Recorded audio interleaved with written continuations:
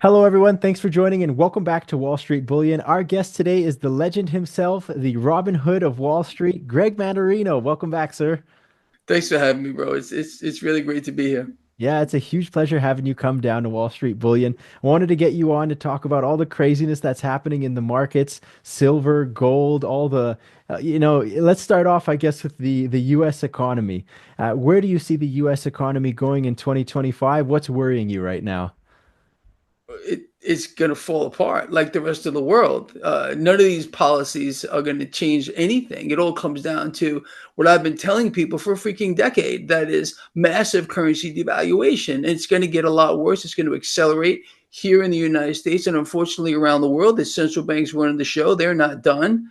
The end. And people need to continue to do what we've been doing for years now, betting against the system that's going to be inflated beyond anyone's wildest dreams. It already is. I mean, this has gone on way longer than anyone would have imagined here. But the slow burning, boiling frog syndrome here has got people lulled into some kind of distorted reality. None of this is real. The valuations in the stock market make absolutely no sense. The fact that we're seeing cash, as it always does, chase yield, making its way into cryptocurrency like you can't even believe, but we haven't seen anything there. What is that doing to the price of gold and silver? Honestly, unfortunately, it's under pressure. But this is a perspective. It gives us all an opportunity to acquire these things, and there's a lot of people that are very unhappy with what they're seeing. I don't know about the people that follow your work, but people, to me, they're like, "Oh, Greg, what's going on?" But look, man, I don't think about gold or silver in terms of where it's going to go tomorrow, the next day, the next week, 6 months from now. I really don't. What I understand, and I think what most people need to understand, is it's the best hedge on the face of the earth for what is going to happen, and that is an implosion of this debt market on a massive scale, where cash is just going to make its way into suppressed assets, and I believe it's still going to go into cryptocurrencies as well. So we're going to continue doing what we're doing. The economy's coming apart. People, it's not going to change because we've got a figurehead change here behind the Resolute desk at all whatsoever. Because again, it's the currency that we need to be looking at, and it's being wiped out. We're being thrust into being the crypto capital of the world, not the constitutional money capital of the world. And people seem to be, singing on the deck of the Titanic, and not holding anyone to account. Their elected officials, like they never do. And this new guy, everyone thinks he walks on water. You got to be freaking kidding me, man. But that's the situation of where we're at. Look, man, it's unfortunately, look, you and me, and there's other people too, have been working so diligently for so long trying to let people understand, and they can't see it. They don't know what's happening to them. They've been lulled into some kind of a freak show, right? But we're going to continue what we're doing, man, because it's not going to change. People need to understand that we're being deliberately destroyed. The middle class of the world, as I've been saying forever, it seems like that is an extinction level event, and it's not going to change. There's about $15 trillion worth of physical gold in the world sitting there costing money rather than being used. Is just absolutely insane. Monetary Metals is bringing gold back into the financial world, putting gold to productive use right now. The problem with gold, of course, in physical form is that it's heavy, it's cumbersome, it's not particularly easy to ship, and it costs money to store in a protected manner. This platform Monetary Metals created is a proven concept and allows gold to be put to productive use. So instead of sitting there costing you money, it's actually in use earning you money. Learn how you can earn 2 to 5% in our leasing program and how accredited investors can earn up to 12% on silver paid in silver. This advertisement is not investment or financial advice. Minimum investment applies. It Just almost, because we got a new president. yeah, no, you absolutely nailed it, Greg. It almost feels like the Ponzi scheme is getting so crazy. And, I was just talking to a few guests earlier, and they were saying, like, it's so shocking and surprising to them that, the stock market or any type of real market is not really seeing the grasp of the actual situation and the, just like the debt crisis and the monetary, like it's just too much. Like, how does it all end, Greg? Well, look, man, how can we have a real market or a real anything if there is no price discovery? There's no In a real market, there's a buyer and a seller, and they agree on a price as to where a certain asset should be. But we have a massive third player in here, and that is collectively the central banks around the world who are in here artificially suppressing rates, killing the currency. And we understand, if we know this, if we understand that everything is deriving value from action in the debt market, then and everything, therefore, the price action of everything then becomes a derivative of what's happening in the debt market. So there's nothing real here. How is it going to end? It's going to end as we've been saying for 1,000 years. It seems like that. Again, this debt hyper bubble. First of all, we have to all realize what we're looking at here. We have a situation, I've been trying to explain this to people for a while now, where the world appears to be debt saturated. But the fact of the matter is, there's not enough debt to keep the system liquefied. I can't say it's solvent. It's completely insolvent because it operates in a perpetual, never-ending deficit that can never be filled. So Right. that's why we're seeing this mechanism of a global economy contracting and global debt ballooning. And I think people's heads are going to spin around like the Exorcist movie when they see what's going to happen here to debts and deficits in the United States and around the world. They believe that things are going to change. It's not going to.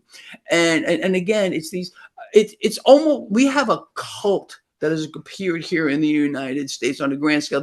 And this new guy can do nothing wrong. Everything you're doing is divinely inspired, man. You got to be kidding me.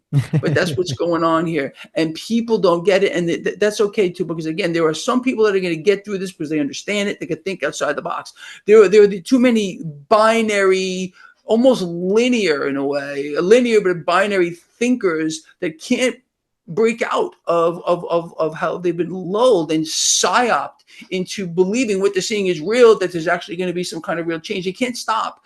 We, the people of the world, cannot be free if we are forced to live under the rulership of these central banks, who, in my opinion, are the enemy, period, the end. We're not enemies to each other. They're the enemy. And they're Right. destroying all of us here. And they're using puppets that they put behind whatever desk in the world here, politicians here, with their distractions and their look here's and their deceptive tactics here to keep people really not understanding what's going on.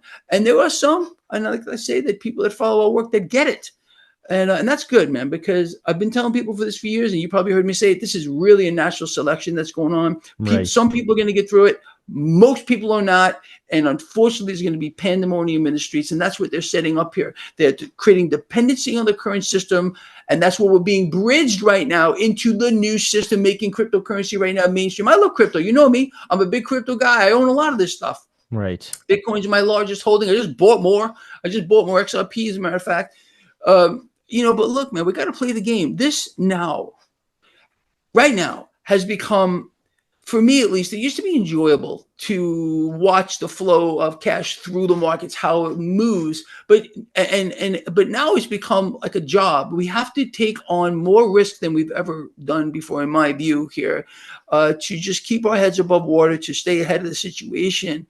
And I'm working really hard at it, and you are too. Thank goodness for shows like yours. Honestly, people can hear what's actually going on, and that was being fist fed to them by the nonsense mainstream media, propaganda ministry, and politicians who are only after self-aggrandizement and wherever their issues are, keep people duped. But like I said, I think I'm preaching to the choir here. Yeah, no, you're absolutely on point, Greg, on all these levels because like when the debt system does implode and we move on to a new financial system or when they try to push like a new crypto or whatever it is, do you think people, number one, will even accept it? And number two, will it be too late for people? Like if when the system collapses, will it be too late and will they even accept the new currencies? Well, they're trying very hard to meet what they got to do here, and it's happening very, very fast here in the United States, is they're deregulating banks, deregulating crypto, and merging the two. As a matter of fact, it was yesterday that Brian Moynihan from Bank of America actually came out and says they're just waiting for the word go to start getting people used to transacting in crypto. That's the first step. Some institutions right now are actually I forget what the program is actually called, like a spare change. What they're doing, for example, let's say you go to your bank and you deposit $100 check, like $100.59. They're going to start offering you, hey, do you want to use that 59 cents to invest in Bitcoin? Everyone knows Bitcoin because it's the mommy. You mentioned Right. something else that said Cardano. They don't know what it is, or Dogecoin, whatever. They don't know, but they know Right. Bitcoin. So people, that's how they're going to do it. They got to ease people into feeling comfortable with it. It's not going to be an easy task, honestly. But this is where we're going to go. They're going to mainstream crypto. That's why, again, right, all the way up before Trump was promising to make us the crypto capital of the world. He knew the deal here. This was all being set up before he was so-called elected, for which he was not, in my view. It's a selection here. And, Trump was selected for that reason, to allow the system to be bridged into what is coming. And this is just a bridge. We're going Right. into full tokenization where everything is going to be reduced to a token, a one world system here. That's what they're really working towards. It. They already have the system, but they got to bridge us first.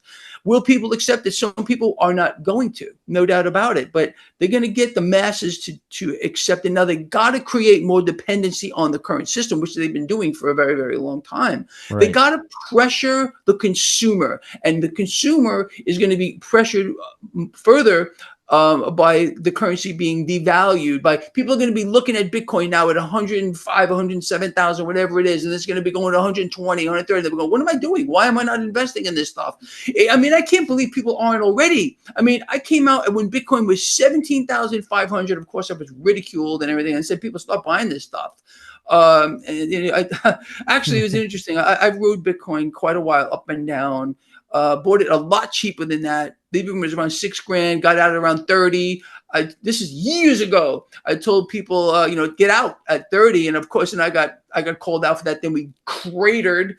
Then we went back up at 17.5. I said bye, and I'm still getting told by people, and you probably are too. I don't know if you talk about this stuff too much, but oh, you're wrong. You're leading people astray. It looks Oh like I yeah, haven't absolutely. done that. People don't. BlackRock today, actually last week, BlackRock came out saying they're all in on crypto now. Then you got Trump with his task force and the SEC doing their deregulation with crypto. And this is the part of that system that must be the key here, is the merging of crypto and the banking system, again, to get people used to it. And that's happening very fast. So once they finish that bridge, we're going to see more people accepting it. They got to get people lulled into that. And then, of course, I mean, what's going to end up happening here, debt market implosion, is when they're going to say, hold on a minute, everyone, we have a solution for you. And that's going to be Right. when they switch us to the new system. It's too obvious.